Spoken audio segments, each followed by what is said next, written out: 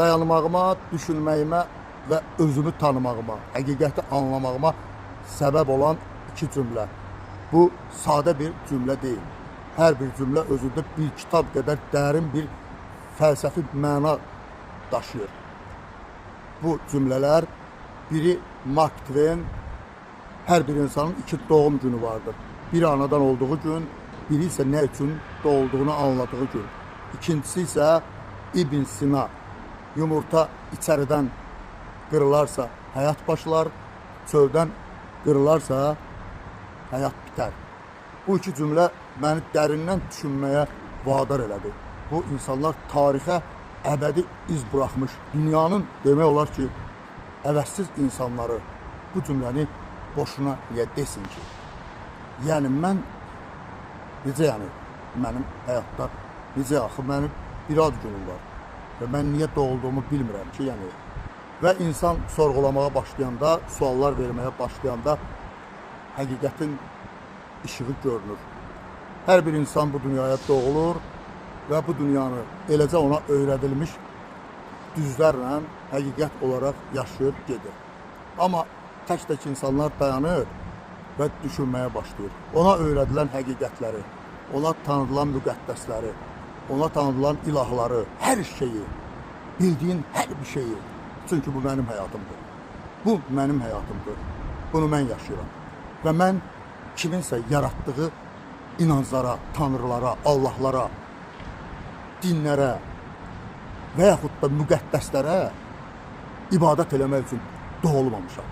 Mən həqiqətin köləsi ola bilərəm.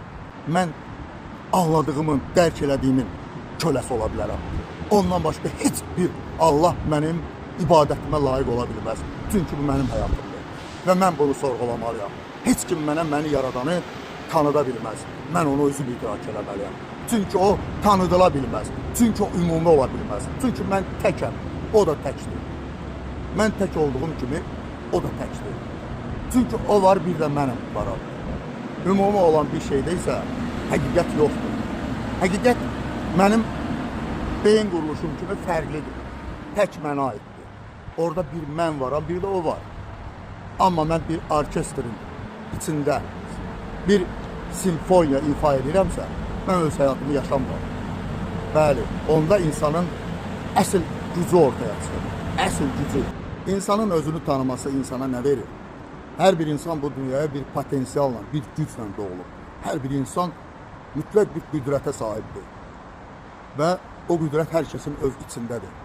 O qüdrət, o yaradıcılıq, o başarı insan özünü dərk eləyəndə, insan özünü anlayanda, insan özünü yenidən tapanda, insan İbn Sina demiş, içəridən sındırıb özünü çıxanda, öz içindən doğulanda, Mark Twain demiş, ikinci dəfə doğulanda mütləq o istedadı üzə çıxır və özünü anlamış heç bir insan bu dünyadan iz buraxmadan köçüb getmir.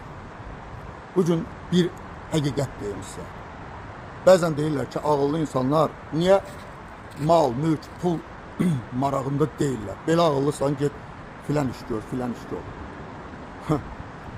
Bir tarixə dönüb nəzər salın və görəcəksiniz ki, o qədər Sultan Süleymanlar yaşayıb, ölüb, gedib. Amma nə izi qalıb, nə də tozu. Amma dünya malına yox, yaradıcılığa, sənətə, elmə, həyatını həsr eləmiş insanlar bir əsr olub, bir Məmməd Nəsir, amma əbədi yaşayırlar. Nizami Kərpiçkəsən dastanı ilə, Füzuli Yeddi-camı ilə, bunun kimi tarix ancaq yaradıcı insanları yaşadır. Varlıları isə sadəcə milyonçuları bütün varidatı ilə bir yerdə öldüyü günü dəfn edirlər. Geridə qalanını isə talan edirlər. Ona görə də yaradıcı insan nəsə bir şeyi yarada bilirsənsə, nəsə özündən sonra insanlara örnək olası bir şey qoyub gedə bilirsənsə, sən ölməzsən. Uğurlar. Və sonda yenə deyirəm, İbn Sina, yumurta içərdən sınarsa həyat başlar, çöldən sınarsa həyat bitər. Mark Twain, hər bir insanın iki doğum günü var. Biri anadan olduğu gün, biri isə nə üçün doğulduğunu anladığı gün. Uğurlar.